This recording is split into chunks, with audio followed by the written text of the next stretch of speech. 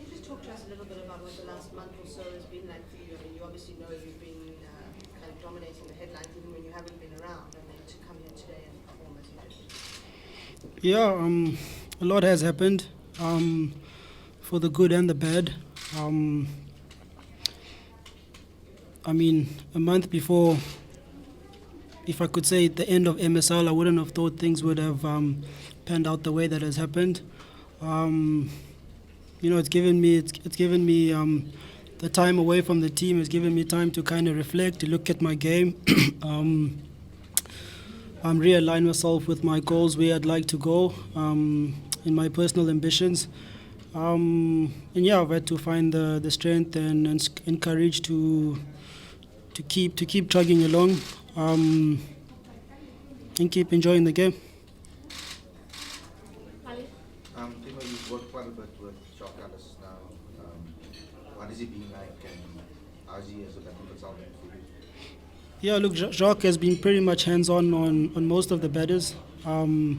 He's been very open in sharing his knowledge and his expertise on batting and just the game. And yeah, it's been a breath of fresh air. I'm working with him.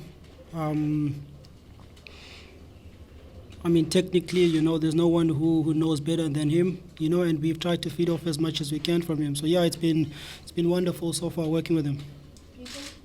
Temba, despite not getting that three figures, how refreshing was it? Yeah, look, to be honest, it was actually just good to be on the field. That might sound a bit indifferent, but for me, just being on the field again, running around with the guys, it was good. Different format as well, different type of pressure. I really felt like I was a kid with no burden out there, just trying to enjoy this game of cricket. Temba, do you feel now that it might have been a good thing for you to get dropped from the test squad? Not necessarily. I mean, we're playing one-day cricket now, so I don't think I was dropped from the one-day stuff. The test stuff was the test stuff. Like I said, we are playing one-day cricket now, so I don't see a need for me to speak about the test stuff. It's one-day cricket now at the moment. Temba, you've got an ODI average now of 86 over 4 years. Do you think you've nailed your spot in the ODI side now? No, I don't think I've nailed my spot in the side. In 4 years, I've only played, I think this was my third game. Like I said, man, I'm just happy to be on the field. I don't know what's going to happen after this series. I don't know what's going to happen next week. So I think for me, it's just to enjoy the little moments that I have at this point in time. And just keep doing my best. But just as a collective, it's the young side, they've just been the transfer world champions. How much as a group do you take confidence from this going ahead, and do you see yourself as a senior batter in that group? Yeah, look, it's massive for the team.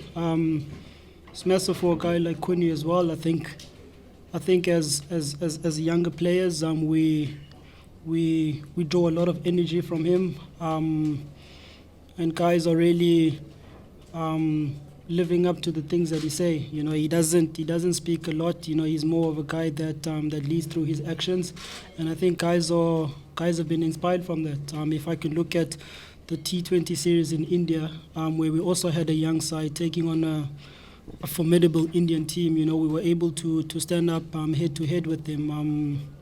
But yeah, as a young team, inexperienced team, we'll take a lot of confidence from it.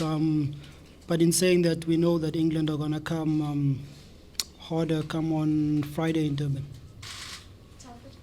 Temba, as you said, you haven't played too many one days in the test team. You're under a reputation as somebody who gets the side out of trouble. You haven't had too many opportunities to play like this. Do you think we're in danger of pigeonholing players in South Africa and saying, Temba Bavuma, he's a defensive batsman, he can't play attacking, he focuses on something different tonight? Do you think that's something we easily fall into? Yeah, I do believe so. I think there's a lot of players out there who fall under that category, where they've been kind of like you say, pigeonholed, seen as just one format type of players. But I guess that's just how it is within the media. Someone has to write a story about someone. I think as players, well, myself more particularly, I never internalized the whole narrative that I was just a red ball player. I've always enjoyed T20 cricket, one-day cricket, as much as I've enjoyed Test cricket. It just so happened that the opportunities came in red ball cricket for me. That's it for those tennis. Okay, for those? Temba, you spoke about feeling like a child again. Have you felt kind of really weighed down by the events of the last while? I mean, what is it that you've been feeling? Yeah, look, it has been hard. And I think it's not so much the dropping part. I think all players get dropped. Everyone goes to slumps of not scoring well. I think the awkwardness and uncomfortability from my side is when you're thrown into talks of transformation and all of that. I mean, at the end of the day, yes, I'm black. That's my skin, but I play cricket because I love it. And I'd like to think that the reason why I'm in the team is because of performances that I've put forward in my franchise side and also for the national team whenever I've been able to. So I think the discomfort was there, having to kind of navigate myself around all those type of talks.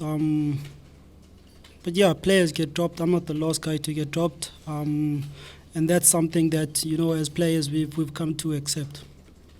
Just following up on that, how do you sort of balance that being almost like a beacon of hope for black batsmen, young black batsmen, and also just being allowed to be a cricketer going out and score runs? How do you balance that? No, I think that element is inspiring. When you have other fellow black African batters who want to master the craft of batting as well, that's something that's inspiring, and that's something, I try taking my stride. I think the one thing that kind of ekes me is when you are seen in the eyes of transformation. When you do well, transformation is not spoken about, but when you do badly, transformation is thrown at the top of the agenda. And for me, I've got a serious problem with that. I think we've got to be able to take the good with the bad. If transformation is bad, when black African players are not doing well, when they're doing well, let's also recognize transformation for what it's done. But yeah. Surely though, you speak about that, and where do you feel it comes from? Like, from which angle does the noise so come from? Does it come from which section do you feel it comes from? I don't know, to be honest. It comes from the media, it comes from fans. I'm not going to put a clause to it, but it's just there. It's there. It seems there's a lot of adversity, if I can say it like that. You were one of the lone batters in the MSL for the Lions in a loss scores. You were dropped, you came back into the ODI squad, you performed like that. Is that the type of cricketer you see yourself at best when your team needs you, if I can say it like that? Yeah, that's how my career, I think, is kind of panning out to be. I guess maybe I find motivation, when the team is in situations like that. I think first and foremost, and I think I've said this a million times, my thing is to contribute to the team's good cause. And obviously, when the team is in trouble, there's a big motivation or opportunity for one to kind of stand up for the team. But I think I'd also like to be in a situation where things are a bit easier, that I can still dominate. I can still put up performances that are noteworthy. South Africa have dominated the game. I'm just wondering, as a team, which do you believe was better, restricting England to the total that you did, or the fact that you chased it down so easily? I think the bowling was quite good, to be honest. I think we assessed the conditions quite well. The wicket was on the slower side, as we expected, and we knew that as the game kind of went along, that the wicket would speed up. So I think, the inexperienced bowlers, they stood up.